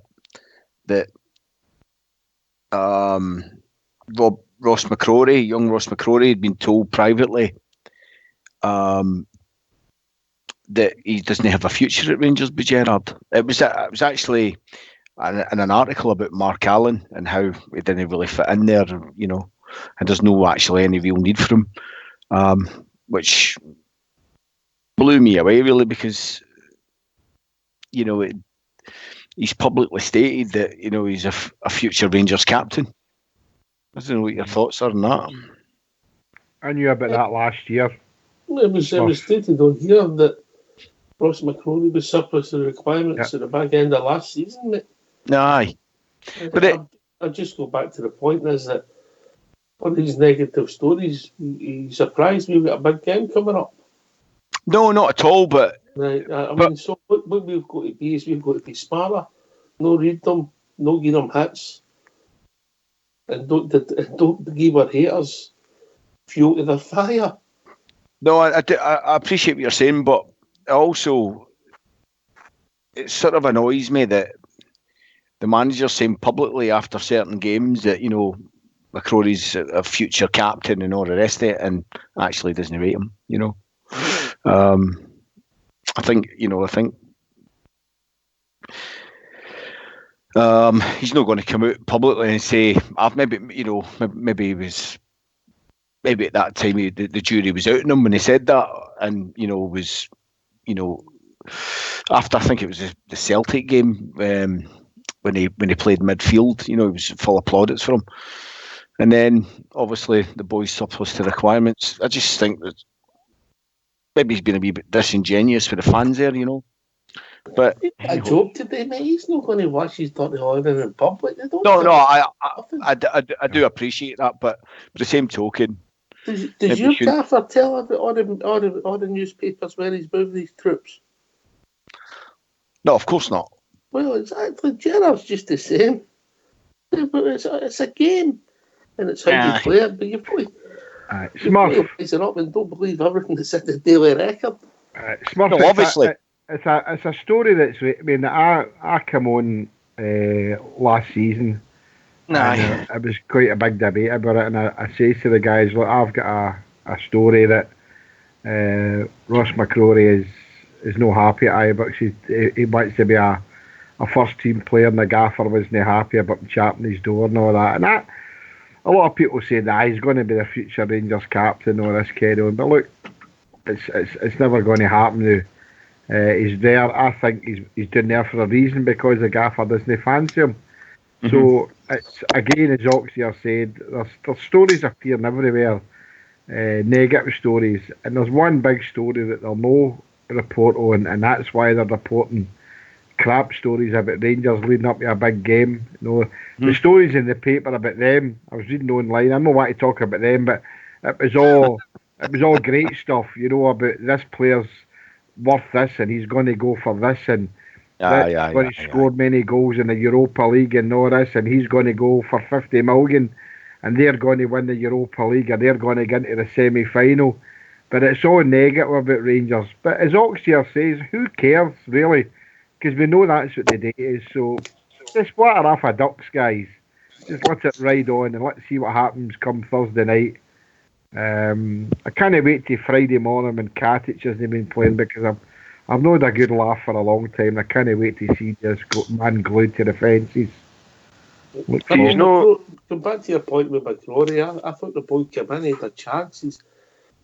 He's a really good player at under 19-20 level, but he's not kicked on. No, you're right. Smurf. Mm-hmm. Did he play it right? Because he's not exactly started okay down here, but he's not. No, he's not done well, has he? No, I get that. But it's interesting. I mean, your man gone to Rotherham, the young boy Hasty, and he's doing well there. And Docherty done well last season. But I'm wondering if, he's sending them down to these teams at this level down here, supposedly to develop. But I'm wondering the opposite with Hasty, what a lot of people are thinking. I'm now thinking, did they come in, didn't like what he saw, and thought, here, revolving door, straight back out again? You know what I mean? Because you're never going to play at League 2, League 1 level in England, and then go and play for Rangers. Why? I just can't see why he was never loaned back to Motherwell. No, it's brainless. You're right. That's a mystery to me, Smurf. I've said this before. I think it's a good move. I think the Rotherham one's a good move for Jake Hasty. What's your reason for that, Oxia? I think even the Shrewsbury one was a good move for the boy Docherty. You get away, you're not playing the same teams all the time. It's about development. And if you're going to kick on, you'll kick on. But it never done Greg Docherty any good, really, did it? If you notice, I said, if you're going to kick on, you'll kick on. Yeah. But on you go, Smurf. Sorry, son. Sorry. You're not going to. You would expect them to go down at League 2, League 1 level and do well anyway, because it's an inferior level. Have you watched? Did you watch Livingston? Have you watched St Mirren? Have you watched Kilmarnock? No, I know what you're saying, but it's the stature of the clubs, isn't it? Broadfoot was a captain of Rotherham. I know. He was a stalwart for Kilmarnock. We couldn't beat them. And for me, we've been getting the best of the rest up here, and so have them across the city for how long? You can be the best player at Motherwell all you want, you're still never going to be able to cut it at Rangers. Only very few can come in and do that job. I think that's my point. The key word in it all is development, mate. If you're playing the same teams and the same boys every week, you're not developing, are you? So it is important that he does go down to our league. I mean, if you can go down there and you can shine, how many players have we got for down there in lower leagues that have came up and that have shown things like that? Nobody many have been able to do that either, so it's a tricky one, mate. But I would rather send them down south and have them playing the same boys every single week. Wait a minute. Smurf, you've just come in, you've been sitting all night. There's loads of people here all night. No bother. Right, big Ulster. And then Stevie Fairshire, now that he's finished putting his kids to bed. I'm going to have a word with you. Where's the missus? Sleeping. All right, what was his name? Life of luxury, Ox. Life of luxury. Yeah. Big Ulster then, Stevie. The Docherty one's a strange one because he went down to Shrewsbury last season and he was actually fantastic down there. He had a really great season down there. The fans down there loved him. We brought him back again and he hasn't really kicked the ball, which is strange. And we've seen Artfield, who has been probably, he played for Canada there over pre-season, just before the off-season as well, and he looks a bit knackered, and I thought that would maybe be our chance to let him rest for a few games, the likes of the game in the weekend there, and have the likes of Greg Docherty playing in that sort of attacking midfield role. But unfortunately, he hasn't really got a chance. Maybe he obviously isn't doing it in training, that must be the reason, but sometimes people are better on the actual pitch in a game than what they are at training sometimes, and maybe I'd like to see him get a few more games, because it's not as if we've been playing particularly well. It's not as if Artfield's been doing just as good as what he was at the end of last season, so why not give this the likes of Docherty a chance? But it doesn't seem like it's going to happen. Hopefully the young fella he's taken down to Rotherham. So far so good, it's working well for him. Hopefully he can come back a better player, but he could be a bit like Docherty, maybe have a good season, come back up to us and just not get a game again, which is a bit pointless. I don't get the reasons for it.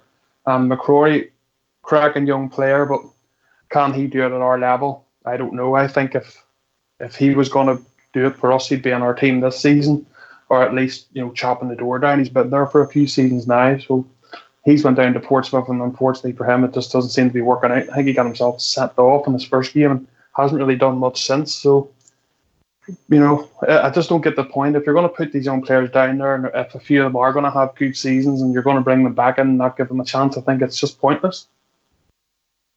You've always got to be better than what you've got, but Ulster, Well, this is another thing, that there's why we've brought in the likes of Kamara, we've brought in Aribo, we've brought these players in because we obviously believe they're a better standard than the young players that we already have at the club. That's why you see the likes of Kamara and Aribo in your team all the time, and Docherty obviously isn't featuring, and just the way it is. Big Stevie Fairshire. Can you hear me all right? Or? Aye. No, I can't hear you. I'm sort of with JFK. To me, I think he used to be loaned back to Motherwell. The reason being, I know down south they talk your game down and stuff, but up here I think it's a lot quicker. I also think it's a lot more physical. I think up here's my bread and butter, so you should be playing against the players that you're playing every season. I think they should have stayed up here. I disagree, getting down there to a League 2 side. All right. Listen, lads, can I just ask you to go on mute? This is unusual, but we're going to... this is for everybody, the Game Changers in International Drive in Florida. This is for Rangers Radio. Get yourself on mute, lads.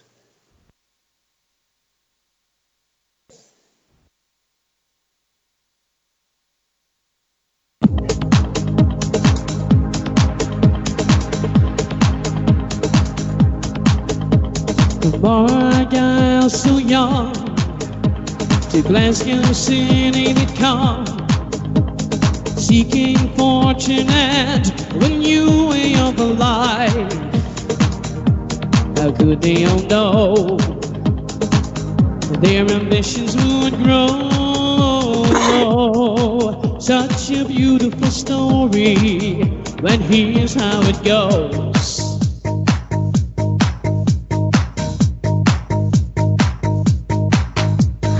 4 lads had a dream to start a football team. They had no money, no cash, not even a ball. They still carried on. The Rangers were born. 54 titles, we're still going strong.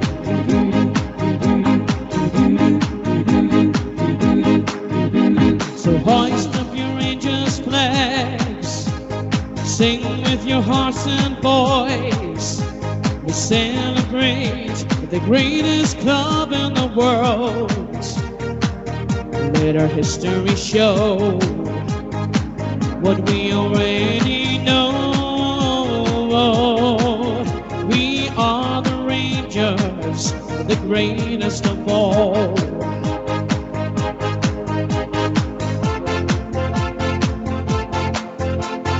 Oh, let's had a dream to start a football team. We had no money, no kids, not even a ball. He still carried on. The Rangers were born. 54 titles, we're still young and strong.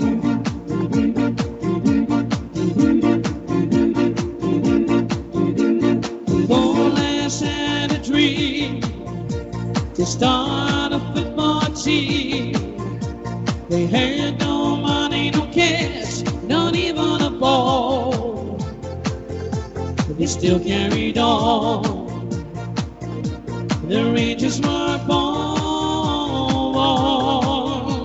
54 titles, we're still young and strong.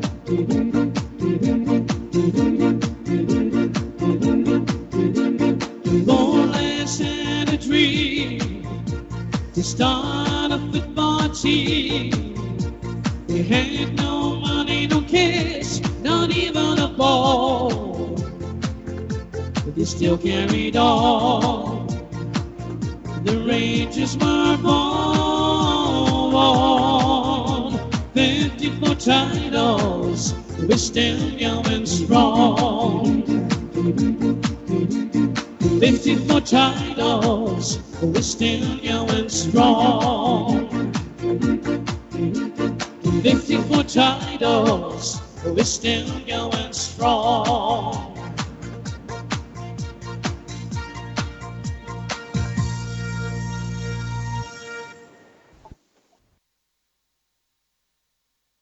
That's for everybody in the Game Changers and International Drive who support the Rangers. Great choice, by the way. Great choice. I'll give you a clue. Our Glasgow North West correspondent is doing some missionary work in Florida the last couple of weeks. He's been swimming with the dolphins. I heard that Mickey Mouse has got a big Stevie for the drum watch. That's well done. Well done. So the big man's in the Game Changers and he's got them all listening to Rangers Radio JFK. Good. How you all doing, guys? Stevie, hope you're enjoying yourself. I hope Myra Hindley's looking after you. And welcome to all the guys in the Game Changers. Absolutely. And keep it going for the Rangers, everybody. Keep it going for the Rangers. Stardunk, you're famous. Famous, sir. What's happening over there in Somebody Florida? wants to be straight at the gates. I'll be there. Can I make a wee comment on Jake Hasty? On you go, mate. On you go. I just think that we've missed a chance here. I mean, the football down south, I know we can say that it'll enhance for players, but I think it's a way down to a rubbish team and a rubbish league. I mean, Motherwell's third in the league now, and I watched them against Hearts. I know Hearts aren't playing all that well, but Motherwell played them off the park, and they've got no bad wee team there. And I think Jake Hasty would have been welcomed, but obviously Rangers, I would think, didn't want him to go back, and I think they missed the boat there. I think they should have let him go back to Motherwell and let him play there for a season. For me, Rotherham for me is just a strange one. I think it'll waste him as a player, and I don't think he'll be wrong in that. And I think the same happened with Greg Docherty. He was a star down there in Shrewsbury, but he come up here and he's come back and done nothing. And look what's happening with Ross McCrory. He can't even get a game for Portsmouth. So for me, I think it's a big mistake. I'd have given him to Motherwell for the season and go and bang a few goals in there for Motherwell, especially if it was played against our main rivals, that he could shine for them and score a few goals. But I just think we we've missed an opportunity there. I'd rather have stayed here, whether he was playing in empty stadiums or not. He'd be playing against hardened professionals, whereas Rotherham, for me, it's rubbish football, mate, to be quite honest. I watched some of the highlights on different channels, and it's not that good. By the way, why would you send him to Motherwell, Jimmy, when as soon as it was known he was going to Rangers, they dropped the boy? So what would make turned on him as well, Foxy? Why would you send him to Motherwell? But if he went back to Motherwell for a season loan, I think the situation would be different. If Motherwell accepted him back for a season loan, I think they would have taken him. But obviously they weren't offered him. That's all I'm saying. You know. McCrory, just out of curiosity, McCrory was playing. He was subbed after 71 minutes tonight. Was he? Oh well. But that means nothing. It could have been a knock or whatever. You know what I mean? I can understand what Foxy's saying there. You know, but they dropped him that. But I just, if it was going to be Motherwell then, but I just think Rotherham. I think that's a waste. I'll be quite honest with you. He's never going to enhance anything down there. I'll be quite honest. Well, they're nothing team. GFK. Where you go, pal? Right. Say you're right. Say Jake Hastie never makes it at Rangers. What do you think? And I'll put this to everybody. Transfer value wise, if he has a great season down there, what does a 15-goal season do for Jake Hastie at Motherwell as compared to it does at Rotherham? I think player profile wise, mate, if you have a 15-goal season down there, people take notice and people might pay the cash for you. If you have a 15-goal season up here, mate, nobody takes notice of you. Nobody takes notice of you. Rubbish. Are you going to tell for Motherwell? Are you trying to tell me that if he scores 15 goals for Rotherham, he's going to be noticed more than if he's scored? How often? I think not in the transfer market, Jimmy. In the transfer market, the way it works. I'm saying the way it works. You've got a better chance. To me, you're getting a better chance up here in Scotland. But not just saying Motherwell. Suppose he was led to. Suppose he went to the spoon burners, right? Or back. No, I'm not. He needs to be playing better football than Rotherham. That's rubbish football. That, you know, I mean, that's not going to enhance the boys' skills. Stardog's talking about transfer fees and that, and he's not even. I agree with the team. And I agree with Jimmy. Oh, one at a time. Keep it calm. He's not even played with us yet. Do you know what I mean? He's not got a run, and you're talking about transfer fees. Curiosity, GFK, there was 29,000 people watching the boy tonight. What? Where? The game. 29,000 Rotherham. We're watching Rotherham tonight. 29,000. I find that hard to believe, but I'll take your word for it. Oh, they were playing Sunderland. So was it Sunderland? I never said that. Well, okay then, but it's no Rotherham. I never said it was it? I know. Sunderland could play the school team tomorrow and they would still get a full run. Sunderland do that. So, I mean, been to a few games in Sunderland, you know, at the old Roker Park and things like that. They always turn out, no matter who they're playing. So you can't say that there was 29,000 there because it was Rotherham. It's 29,000 there because it was Sunderland. No, but I know. But so I mean, they can't judge them. To me, it's a no-brainer. They should have stayed up here. In your opinion? Yeah, I think I totally agree. I just think that we've let out Jake Hastie, we've let out McCrory, we've already let Docherty out and come back. He's not even getting a sniffy at Iron, he's not even getting in the pool of players for a Saturday or a Wednesday or a Thursday, right? So for me, it's a waste of time. And I can agree with Foxy saying about no, he was dropped as soon as he made a decision. You're not just saying Motherwell, you're saying any other Premier League team. No, actually, and you might shoot me doing this. I'd rather see them going to a Championship team in Scotland. You know what I mean, like Partick Thistle or something like that. I'd get a game of decent football. Do you think that the standard that Partick Thistle playing in this is higher than Rotherham? I'm talking about this type of player. Look, I want my Rangers players to be able to take a tackle, ride a tackle. Mm-hmm. Look, I've watched. I'm not want to beat the same drum, but I mean, if any of you on here have watched some of the football down there, it's rank rotten. It's gank.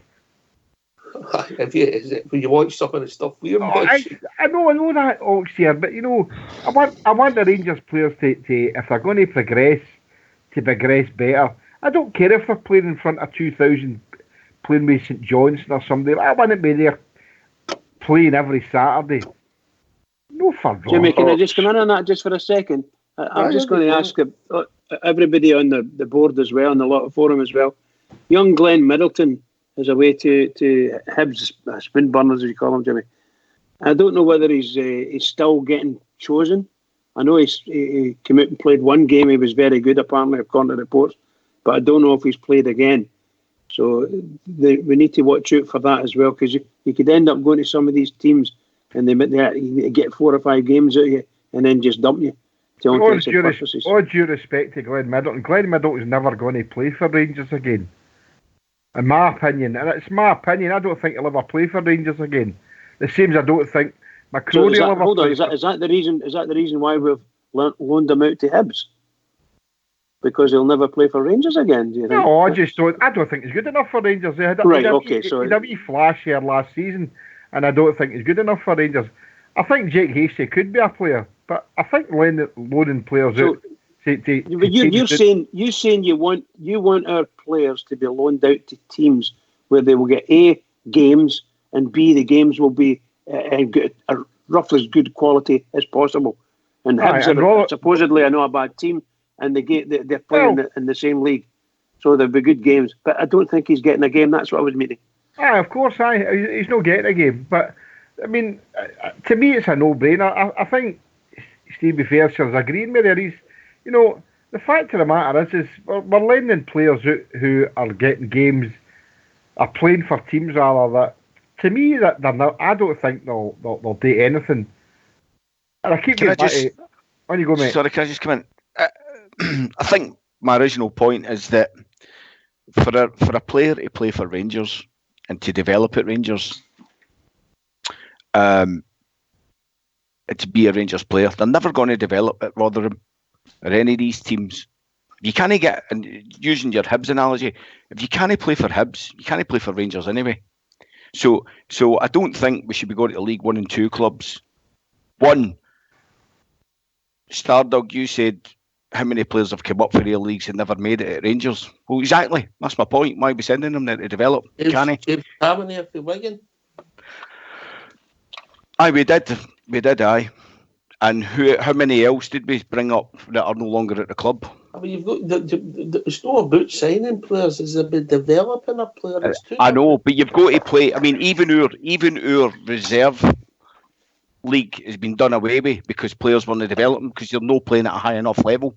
You've got to play at a higher level to develop. There's no if you're going down there and you're tearing the place apart, was it player of the season? Aye. Rosebery, so, that wasn't even the lower league, wasn't it? It was League 2.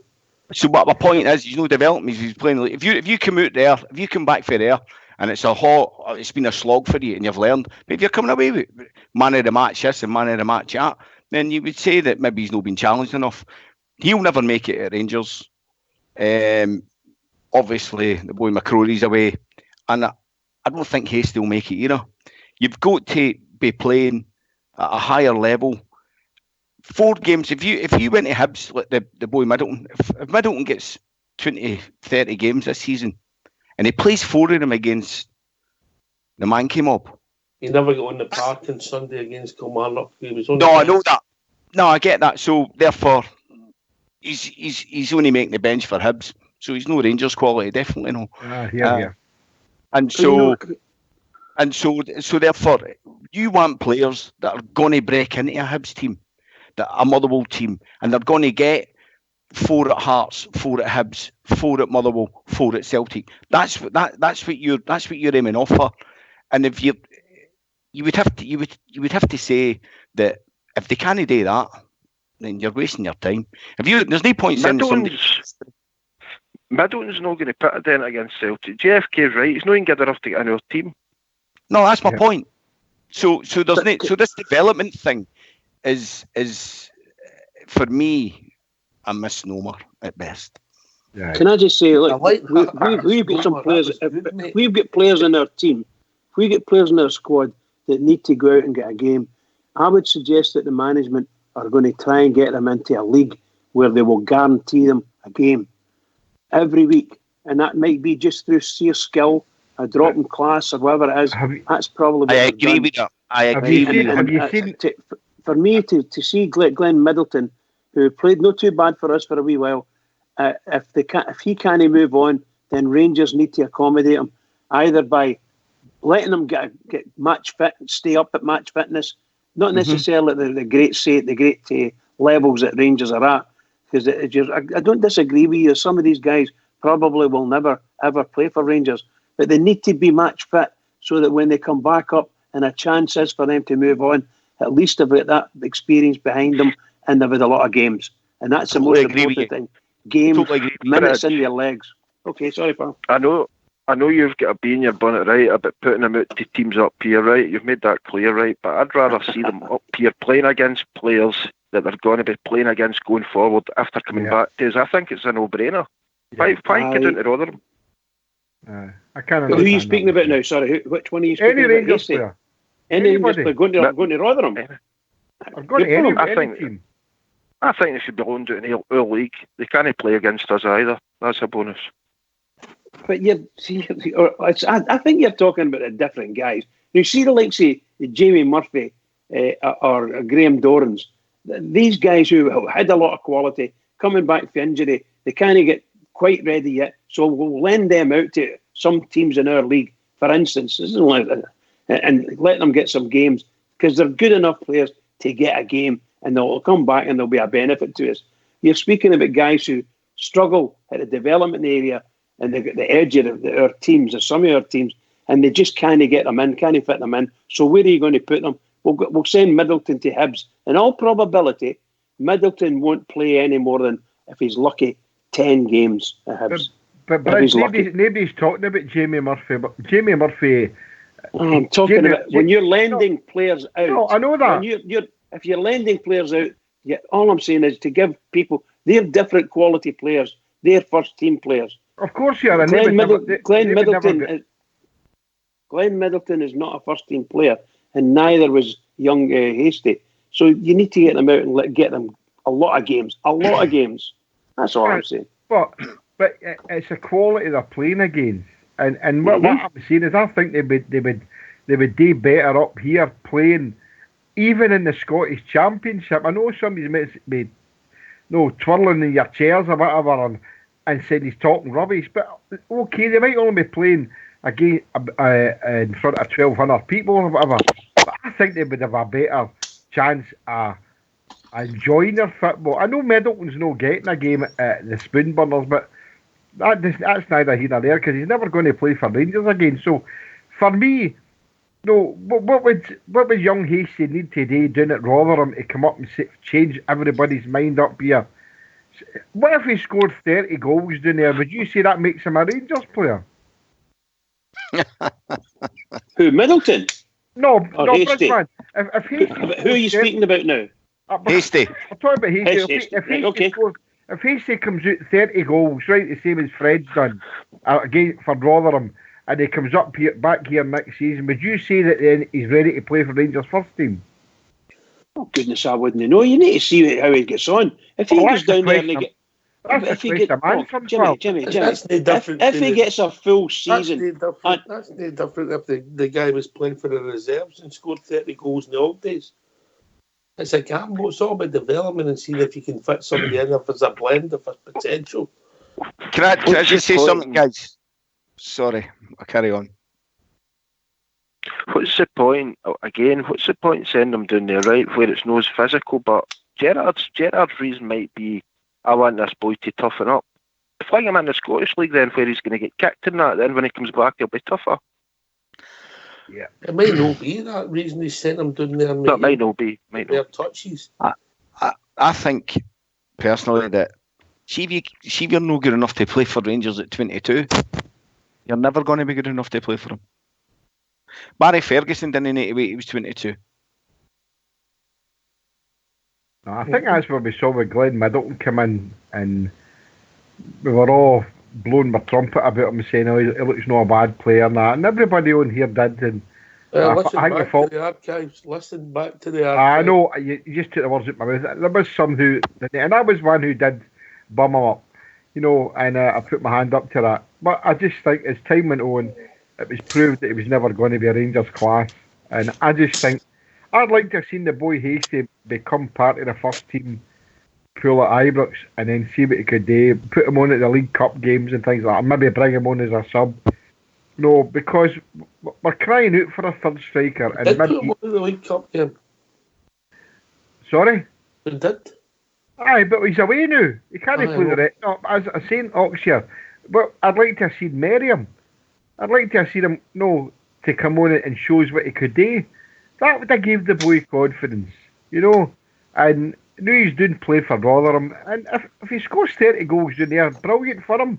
He's a blue nose. He wears a blue. But for me, I don't think he'll learn much down there. That's just my opinion and a few others on here. But I just think it's a waste of a player. And I think we've done that with McCrory. We've done that. Well, McCrory for me was always going to go anyway, as I said last season. But I think Greg Docherty is back up. He's not the player he was. Why did Harry Kane go? Was it MK Dons he went to? And why did Beckham went to Preston North End? Come on, Ox, yeah. We're talking about world-class players here. We're not talking about Jake. But some people have to come out the pack. It's a numbers game. You've either got it or you've not got development. You might get one into your first team. Might. I know, you might, aye. And I might grow one about 12 inches, but it's not going to happen. Oh, you've been trying to stretch it for long enough. Aye. Honestly, mate, it's mere hassle than it's worth. Can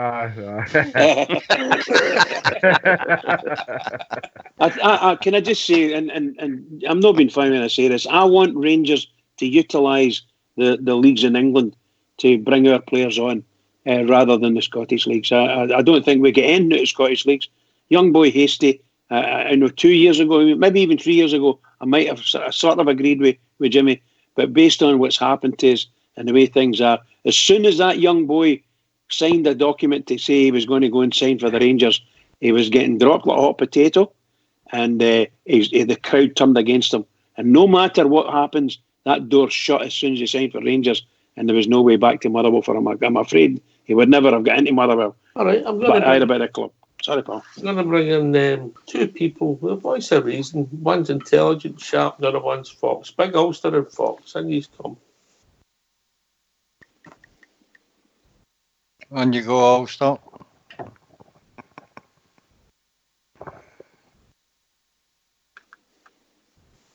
I think he must have fell off his chair and banged his head when the Partick Thistle line was made.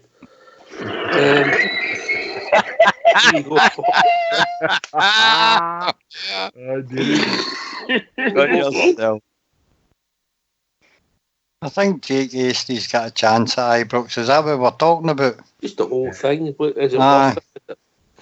Is it worth it? I mean, we've got the young boy we were talking about, Greg Docherty, earlier, right? Can he seem to make it at Ibrox? But it's no for lack of trying with the boy. I know for a fact that he's playing for the Colts team tomorrow. Went into Gerrard's office and asked if he could go and play to get some game time. So that boy's trying. The boy Hasty is doing well down south at Rotherham. I do think he's got a future. He's got pace, that young boy. He's got the build, he's got the trickery, and he's got the finish.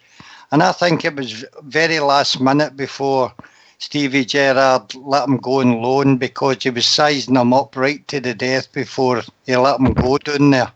So I think Gerrard thinks there's something in that boy as well. And possibly can recall him, Fox. Of course, aye. Aye. Are you back with us, Ulster? You had your head fixed? No there. Oh, so I'm going to shoot off, buddy. Cheers for having me on. All right, mate. Always a pleasure, Stephen. Have a word. I've got tea and toast to get, All right. Did you get in on your toast? Oh, I don't know. Maybe put a bit of jam on it. And she woke up to do that for you? No, that's why I'm annoyed that I need to do it. That's very personal, Oxford. I don't know if I'll be on tomorrow, but I'm my prediction 1 each for Thursday. I'll probably not make it on tomorrow. All right, mate. All right, you take it easy, mate. Thanks for the call as usual. Right. Cheers, Trips. See you later. Cheers, mate. That's Big Stevie Fairshire. No, it's Big Stevie for the drums in International Drive, Florida. Right, Big Ulster no back? No, I'm worried about him. Stardog, give your thoughts, mate. I'm like Fox, mate. I honestly do believe Jake Hastie will have a future ways.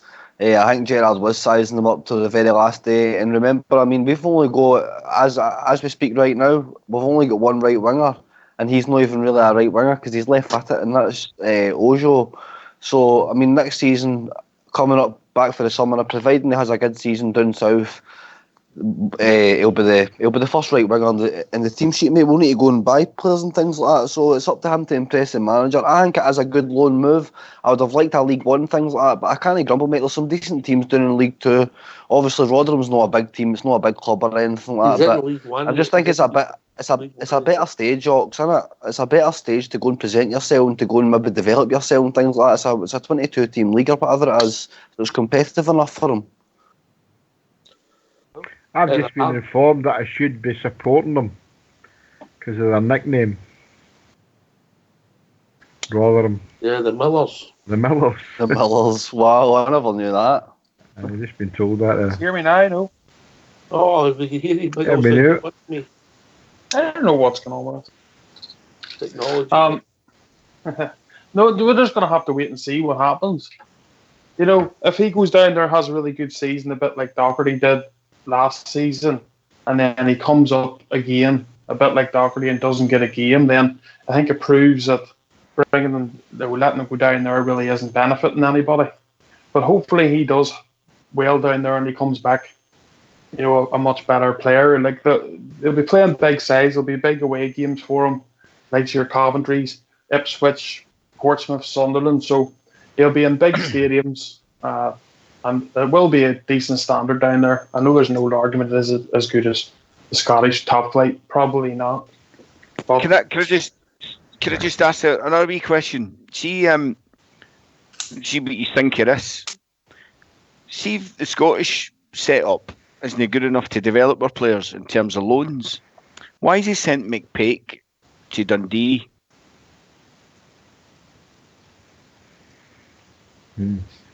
Well, I think the problem is too, you can only go where somebody wants you. Do you know what I mean? If there was people in the championship or championship level wanting our players on loan, then we would send them there. But you can only send players to where there's places or clubs. You know, obviously you go on the loan market, all the clubs get asked a certain amount of agents. Sorry, but Smurf, when you're a manager and you're in charge of youth, you're looking at what coaches you're sending the players to. There's got to be trust in there. That'll all be looked at before you just send them. McPake might be just slightly behind, say, Hastie in his development, and they'll think, right, okay, we'll let him go there. We'll have a look in 6 months or a year, whatever.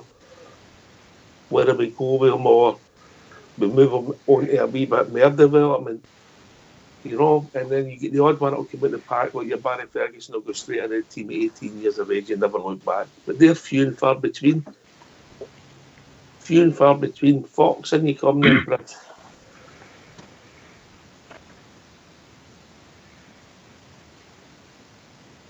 I wasn't coming in there, mate. Oh, well, you know, all right. Well, Bridgeman's always got something to say. No, I think that I think you're right. When you've got young lads and you need to go out to get some games, that's the primary aim. Get them some games. The better the league you can get them in, the better chance you've got of getting a good player back, really fit and raring to go, played some good football, great experience. Obviously, that's not going to happen to every player and with every player, just as you said, Ox. So we take what we can get, and in my opinion, they've got a lot of leagues down in England that you can get a chance to shine in and be something and do what you need to do. And don't get me wrong, I don't want them to get into the basement level, but sometimes it happens that way. But I think the guys that have went down to England have played well, and they've just got to fight for their place when they come back up. But at least they've got, let's say, a good season, if they get a good season in their legs, it'd be really good because they're not going to be left behind like some of the guys are going to be up here trying to get a game in development squad and things like that, which might not be too good for them, you know. All So right, we need Rich, to, we've reached that time of the evening, mate. It's over to you, mate. okay, what can I say? Another wonderful night of discussions.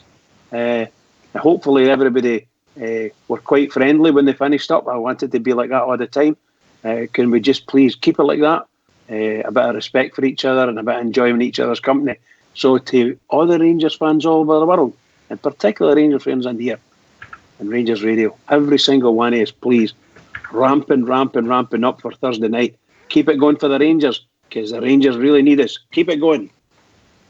All right, can I thank everybody for taking the time to call. It was great debate, brilliant, great subject. I'm sure we'll touch on the European game tomorrow night. A big shout out to the Game Changers on International Drive in Florida and our big mate Stevie for the drum. Thanks for everybody for listening. We'll be back tomorrow night between 9 and 11. Talking about all things Rangers. Take it away, old school boy.